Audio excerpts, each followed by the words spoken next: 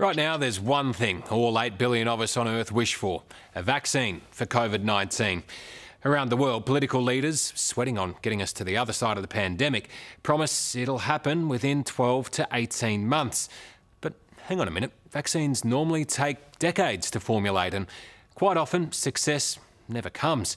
So why should we be so optimistic now? As Liam Bartlett finds out, some scientists say talk of a coronavirus vaccine is not only raising false hope, it's fake news. A safe vaccine, available to all, affordable to all. It's the great hope galvanising the world. A vaccine for COVID-19. It's humanity against the virus. We can't get back to full normal until we develop vaccines. For a planet and its population in lockdown, it's our one sure way back to normal. Our best and brightest medical minds and researchers are working tirelessly.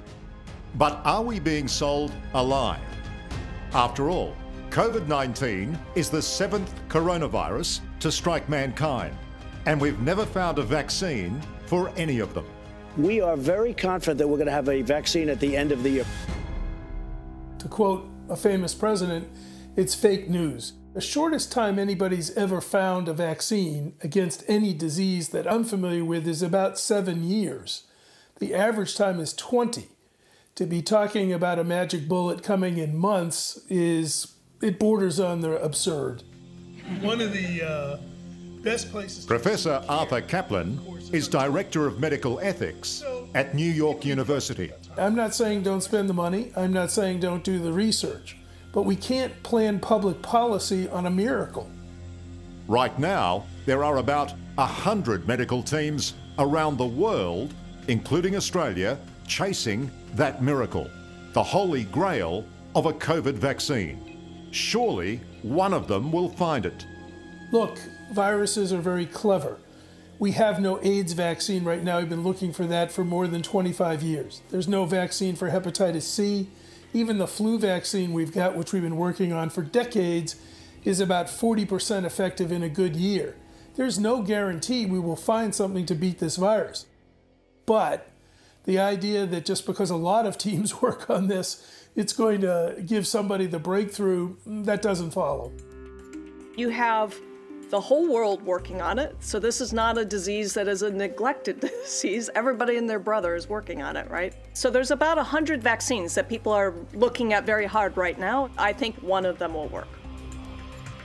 The University of Alabama is one of the front runners in the race for a vaccine. Professor Fran Lund, working with the US pharmaceutical company Altimmune, is taking an influenza vaccine that's already highly developed and modifying it to fight the coronavirus. But even more impressive, this vaccine will be administered as a nasal spray, putting it right where the coronavirus first infects its victims. We're one of only a couple that are doing it as a nasal vaccine. The reason that I think that it is important to consider a nasal vaccine is because you develop immunity at the site where you're going to get infected. And in poorer countries, a nasal spray that can be easily administered and stored at room temperature would be a godsend. This is a virus that is going to infect eventually everybody in the world because nobody has any immunity to it. And so you have to think about how you're going to deliver, billions of doses of vaccines in a way that is simple and doesn't require refrigeration, and is something that can be administered in places where maybe they don't have really robust health systems. But we're talking about 100 medical scientific teams around the world. I mean, you're suggesting they're wasting their time.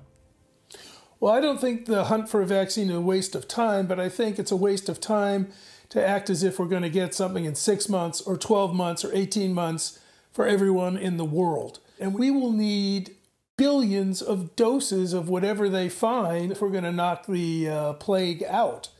Just in the US, you'd need 300 million or more doses.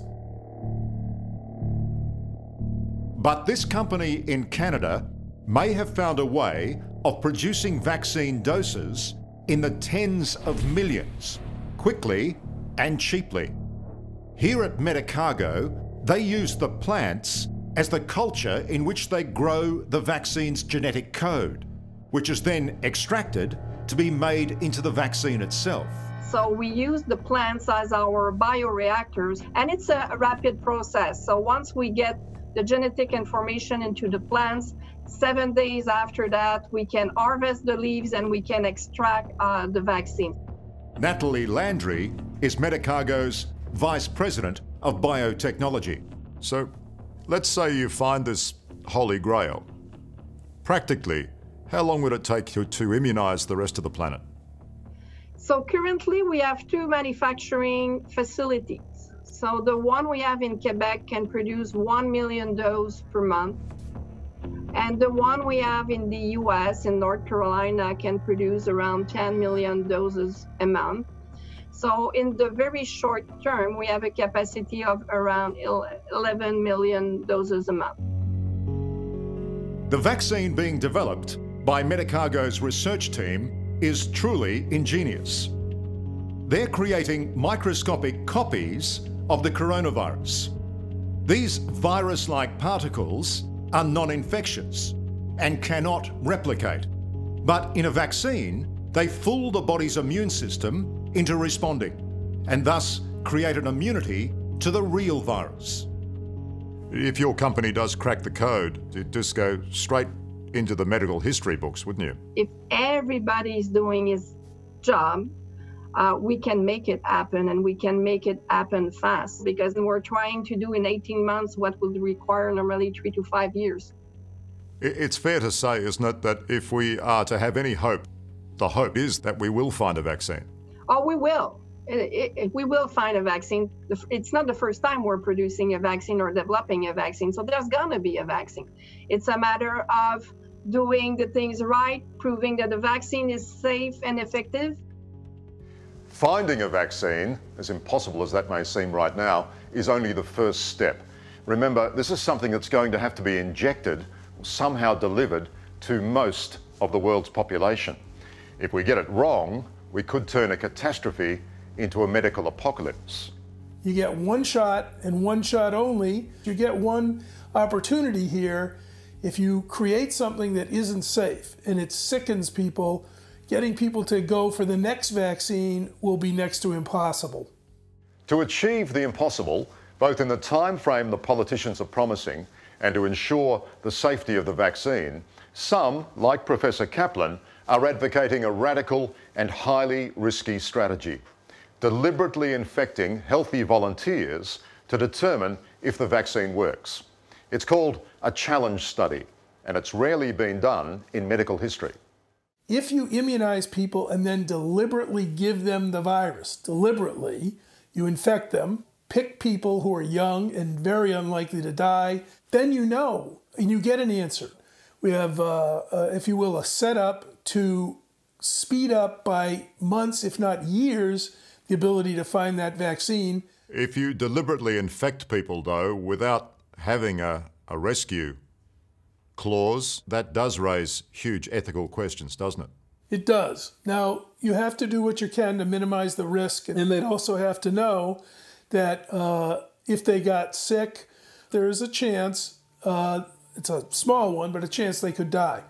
That's a very big if. Do you know many of these people?